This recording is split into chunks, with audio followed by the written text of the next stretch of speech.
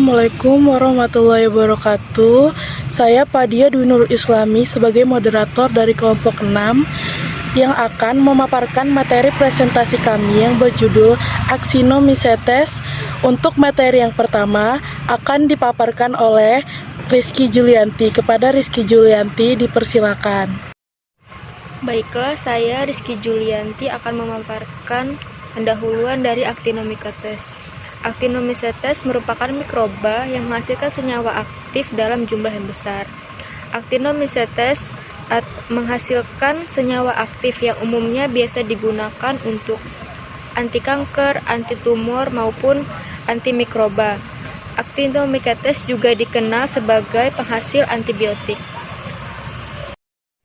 Sebelumnya, perkenalkan, saya Mia Puspa Safitri. Saya akan melanjutkan materi selanjutnya, yaitu tentang pembahasan penyakit yang disebabkan oleh mikroorganisme. Dapat berupa penyakit oleh mikroorganisme jamur dan juga bakteri.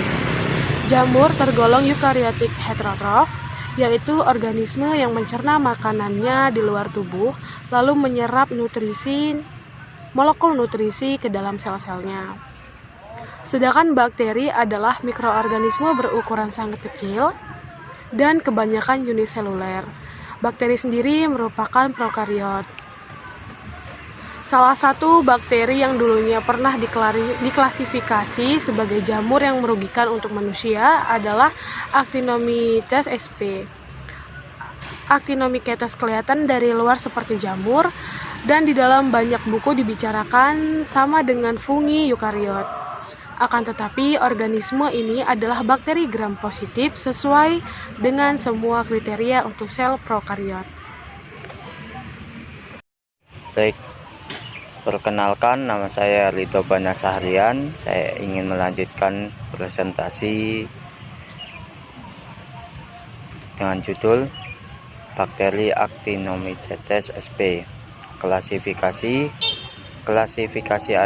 dari Actinomycetes sp sebagai berikut: Kingdom Bacteria, Phylum Actinobacteria, kelas Actinobacteria, ordo Actinomycetes, famili Actinomycetaceae, genus Actinomyces, spesies Actinomyces sp. Actinomycetes sp adalah prokariot yang menghasilkan substansi penting untuk kesehatan seperti antibiotik, enzim, dan imunomodulator. Actinomycetes sp tumbuh seperti filamen-filamen yang tipis seperti kapang daripada sel tunggang, sehingga Actinomycetes sp dianggap sebagai fungi atau jamur. Sekian, terima kasih. Nama saya Ruth Angelita Sitorus dari BDP 5B akan melanjutkan materi yang disampaikan oleh teman saya. Actinomycetes kelihatan dari luar seperti jamur. Yang pertama, dinding selnya mengandung asam muramat. Yang kedua, tidak mempunyai mitokondrion. Yang ketiga, mengandung ribosom atau sel eukariot mempunyai ribosom dalam sitoplasmanya. Yang keempat, mempunyai pembungkus nukleus garis tengah selnya dan dapat dimatikan atau dihambat oleh banyak antibiotika bakteri.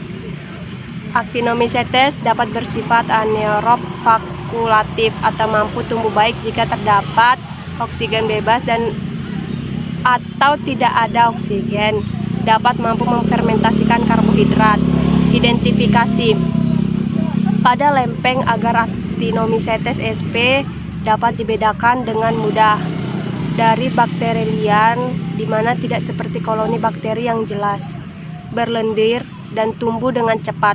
Koloni Actinomycetes muncul perlahan, menunjukkan konsistensi berbubuk dan melekat erat pada permukaan agar. Saya Mila Mita Rohima. Di sini saya akan melanjutkan materi yang terakhir, yang dimana yaitu tentang siklus hidup.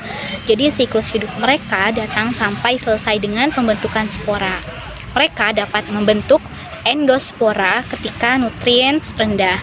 Kemampuan untuk sinyal antara dua bakteri Actinomycetes fisik terpisah dalam miselium yang sama dapat dikaitkan dengan regulasi hormon.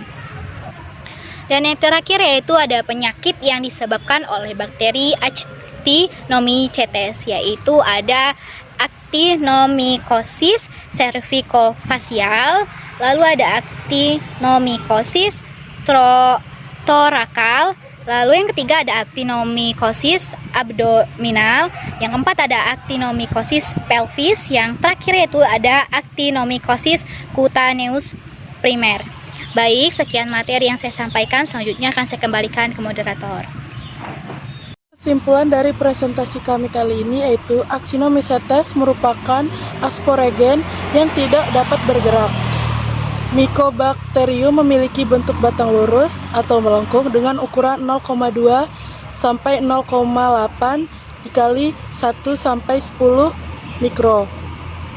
Berbentuk bulat, bercabang, atau benang rapuh. Pada Actinomycetes memiliki dinding sel yang mengandung asam mikolik. Actinomycetes ini ada yang menyebabkan penyakit TBC pada sapi ternak, yaitu Microbacterium bovis yang mirip dengan Microbacterium tuberculosis, penyebab penyakit TBC pada manusia. Sekian dari presentasi kelompok 6, saya akhiri. Wassalamualaikum warahmatullahi wabarakatuh.